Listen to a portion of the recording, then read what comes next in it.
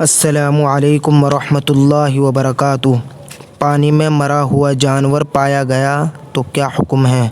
اگر کوئی مردہ جانور جس میں بہنے والا خون پایا جاتا ہو مائع قلیل میں پایا جائے اور اس کے گرنے کا وقت معلوم ہو جائے تو جس وقت سے گرا ہے اسی وقت سے پانی ناپاک کہا جائے گا، اور اگر گرنے کا صحیح وقت نہ معلوم ہو سکے اور وہ جانور ابھی پھولا پھٹا نہ ہو تو احتیاطاً جس دن سے علم ہوا ہے اس سے ایک دن اور ایک رات پہلے کی نمازیں لوٹائی جائیں۔